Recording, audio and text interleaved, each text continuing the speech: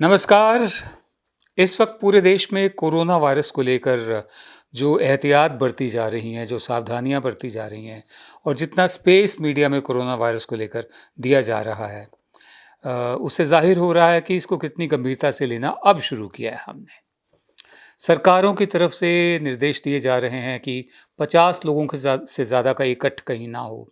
Conferences cancel की जा रही हैं, रैलियां कैंसिल की जा रही हैं, मीटिंग्स कैंसिल की जा रही हैं, शॉपिंग मॉल बंद हो रहे हैं, स्कूल कॉलेज बंद हो रहे हैं, लोग इकट्ठे ना हों, क्योंकि हम अभी स्टेज 2 पर हैं। स्टेज 2 का मतलब ये है कि जो एहतियात बताते हैं हमें, जब हम टेलीफोन भी करें तो मैसेज आ जाता है कि कृपया आप अपने हाथ धोते रहें और छींकने को लेकर और खांसने को लेकर, थूकने को लेकर नहीं, पता नहीं क्यों ये तमाम मैसेजेस आते हैं कि सावधानी बरती जाए, एहतियात बरती जाए। ऐसे में खबर ये आ रही है कि उत्तर प्रदेश की जो सरकार है, आदित्यनाथ की सरकार, उन्होंने फैसला किया है कि वो रामनवमी का जो मेला होता है बहुत बड़े पैमाने पर मनाएंगे। ये मेला 25 मार्च से लेकर अप्रैल 2 तक होता है। अब ये वो समय है जब कोरोना वायरस को लेकर Indian council for medical research ने हमें आगाह किया है कि स्टेज 3 का समय हो सकता है। ऐसे मेले में, और इस मेले में करीब 5 लाख से ज़्यादा लोगों के आने की उम्मीद है। अयोध्या के जो डिस्ट्रिक्ट मेडिकल ऑफिसर हैं, चीफ मेडिकल ऑफिसर हैं, उन्होंने तो ये कहा है कि हमारे पास ना तो कोई बुनियादी ढांचा है और ना ही इस तरह की कोई सामान है कि हम स्क्रीन कर सकें या मास्क दे सकें या सैनिटाइज़र दे सकें करीब 5 लाख लोगों को। इसलिए उनका कहना है, I have advise the district administration to cancel the Ramnavami mela this time. इसलिए मैंने जो ज़िला प्रशासन है उसको सलाह दी है कि इस दफ़े रामनवमी के मेले को कैंसिल कर दिया जाए, रद्द कर दिया जाए। कल्पना कीजिए, सरयू नदी के किनारे 5 लाख से ज़्यादा लोग नहा रहे हों, कपड़े भी धो रहे हों, सब कुछ कर रहे हों, और ऐसे में जहाँ यहाँ तक कहा जा रहा है कि हाथ से हाथ भी नहीं छूने चाहिए, अपना हाथ अपने मुंह पर भी नहीं लगाना चाहिए, हर 15-20 मिनट बाद साबुन से हाथ धोने चाहिए, ताकि हम स्टेज 2 से स्टेज 3 में ना जाएं, जब इस समाज में फैल जाता है। ऐसे में 5 लाख, लाखों की तादाद में लोगों को इकट्ठा करना, मैं ये नहीं कह रहा आस्था के नाम पर, लेकिन आस्था की बुनियाद पर चलिए। और हमारा ये भी मानना कि ये देश तो है ही मेलों का देश। हर रोज़ देश के किसी न किसी हिस्से में कोई ना कोई मेला होता ही रहता है।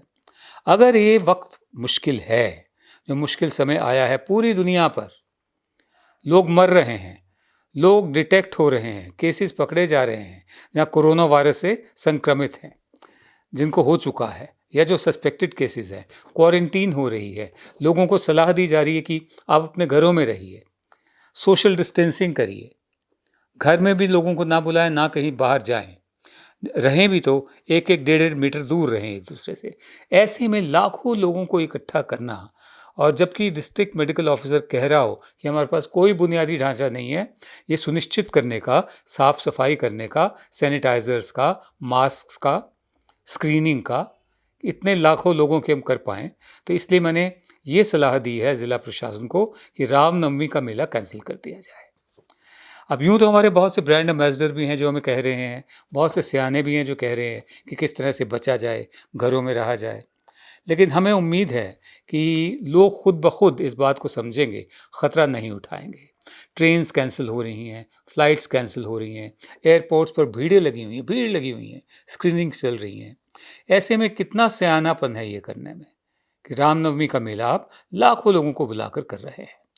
तर्क ये दिया जा रहा है या दिया जा सकता है, देंगे भी, कि हमने कुंभ का मेला भी करवाया था, लेकिन कुंभ की हकीकत जो है वो सामने आई नहीं थी कि वेस्ट डिस्पोजल जो था उसके बाद का, उसका क्या किया गया, कैसे जेसीबी मशीनें लगा लगा कर वहीं पर ही त्रिवेणी, जहाँ संगम है, जहाँ कुंभ का मेला था, वहीं पर ही धरती में दबा दिया गया। बड़े बड़े होर्डिंग लगे हुए थे नेताओं के, प्रधान सेवक के थे, ये मुख्यमंत्री जो है यूपी के, इसके थे, लेकिन उसकी भी हकीकत सामने नहीं आने दी गई। ये बहुत बड़ा ख़तरा है। अगर ये मेला होता है, अपने आप में बहुत बड़ा ख़तरा होगा। कितने लोग और कोरोना वायरस से ग्रसित हो जाएंगे, संक्रमित हो जाएंगे, और जब वापस जाएंगे अपने अपने गाँव में, अपने अपने शहरों में, कितने लोगों से और मिलेंगे।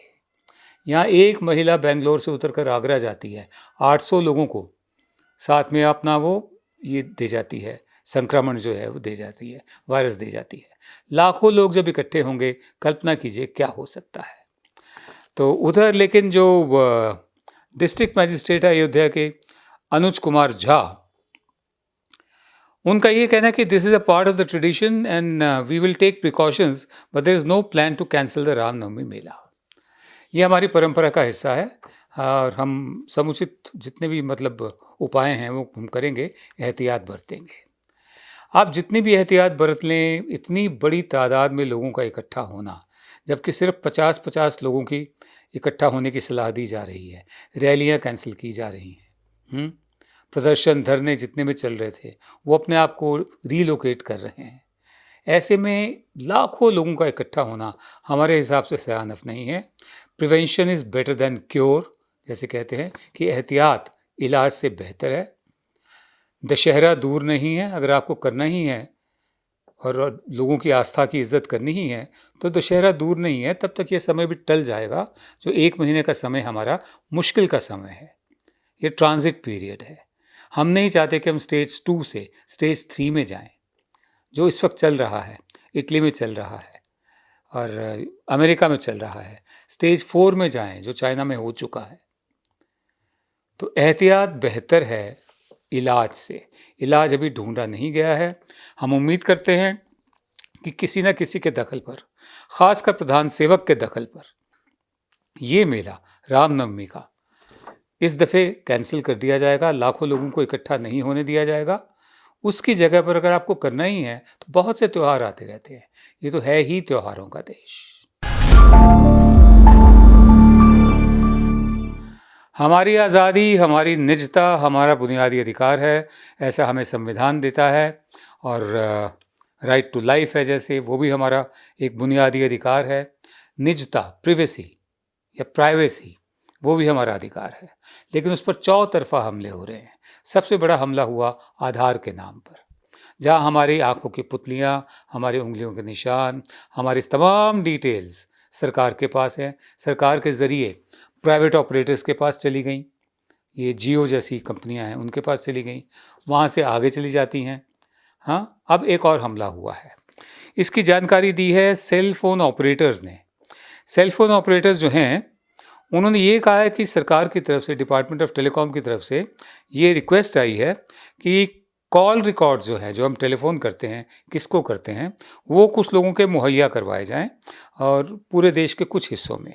ये हिस्से कौन कौन से हैं? ये हैं दिल्ली, आंध्र प्रदेश, हरियाणा, हिमाचल प्रदेश, जम्मू कश्मीर, केरल, उड़ीसा, मध्य प्रदेश और पंजाब।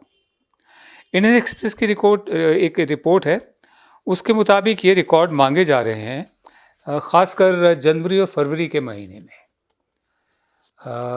12 फरवरी को cellular operators association of India, जो बड़ी बड़ी टेलीकॉम कंपनियों की एक संस्था है, उसने, अंशु प्रकाश है सेक्रेटरी डिपार्टमेंट ऑफ कम्युनिकेशंस, उनको ये चिट्ठी लिखकर ये बात बताई थी, ठीक है। और call detail records sought for specific routes and areas may lead to allegations of surveillance, especially in a state like Delhi, having numerous VVIP zones, having offices and residences of ministers, MPs, judges. इनका ये कहना है कि आपकी ये जो मांग है कि हम कॉल डिटेल रिकॉर्ड बताएं, खासकर जनवरी और फरवरी के महीनों में, और दिल्ली जैसे इलाकों में जहाँ VVIP रहते हैं, वहाँ पर इसको इस ढंग से इंटरप्रेट किया जा सकता है कि उनकी प्राइवेसी पर हमला है, उन पर निगाह रखी जा रही है, उनकी जासूसी की जा रही है, जहाँ पर बहुत सारे MPs, जजेस वगैरह रहते हैं, ठीक है। और करीब 5.5 करोड़ सब्सक्राइबर हैं दिल्ली में ही सिर्फ। खासकर फरवरी 2, 3 और 4, ये 3 दिनों की कॉल डिटेल रिपोर्ट्स मांगी जा रही हैं डिपार्टमेंट ऑफ टेलीकम्युनिकेशन की तरफ से। 2 फरवरी, 3 फरवरी और 4 फरवरी की। या तो ये एक इंसिडेंट है, कोइंसिडेंट है मतलब, या फिर जानबूझकर है कि उसी वक्त सिटीजनशिप अमेंडमेंट एक्ट के खिलाफ प्रदर्शन चल रहे थे। हाँ, और साथ ही दिल्ली इलेक्शन के लिए कैंपेनिंग भी चल रही थी इन्हीं दिनों में, जो 6 फरवरी को ख़त्म हुई थी। और 2 दिन के बाद दिल्ली में चुनाव हुए जिसमें बीजेपी हार गई थी।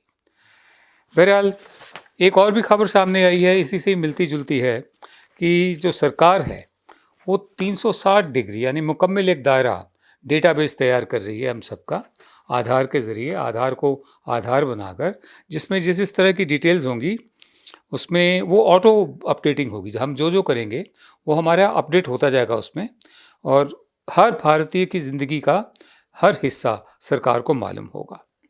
अगर जो सरकार के सलाहकार हैं उनकी बात मान ली जाए, तो ये वाला सिस्टम जो है ये अपने आप ट्रैक कर लेगा कि कब कोई नागरिक किस शहर से किस शहर में जा रहा है, नौकरी बदल रहा है, कोई नई प्रॉपर्टी खरीद रहा है या बेच रहा है, किस परिवार में कोई बच्चा पैदा हुआ है या कोई किसी की मौत हुई है, कब किसी की शादी हो रही है, और कब कोई किसी और के यहाँ जाकर ठहरने की सोच रहा है। एक एक डिटेल ऐसा डेटाबेस तैयार करने की कोशिश की जा रही है। ये उसके ऊपर से जगह जगह सीसीटीवी कैमरास, जो तब काम नहीं आते जब दिल्ली में दंगे होते हैं, जब सड़कों पर राजधानी होती है, लूट होती है, गोलियां मारी जाती हैं। अभी 2 भाइयों का झगड़ा हुआ तब गोली मारी गई। सीसीटीवी कैमरास तब काम नहीं आते, सर्विलेंस तब काम नहीं आती, पुलिसिंग तब काम नहीं आती। और ये सारी जो सर्विलेंस है, निगाह रखी जा रही है, ये सीधा साधा हमारी प्राइवेसी, हमारी निजता पर एक बहुत बड़ा हमला है। हमारी निजता हमारा बुनियादी अधिकार है, हमें ये मानकर चलना होगा। हम जितनी जल्दी इस बात को समझ जाएं कि हमारी प्राइवेसी, हम क्या कर रहे हैं अपनी ज़िंदगी में, हमारी अपनी है।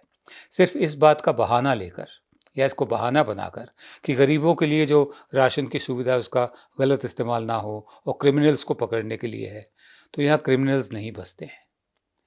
क्रिमिनल्स को जहन में रखकर कानून नहीं बनाए जाते, कानून नागरिकों के लिए बनाए जाते हैं। उनको जो वायलेट करता है उन कानूनों को, उन कानून का जो पालन नहीं करता, वो क्रिमिनल होते हैं, आप उनको पकड़िए।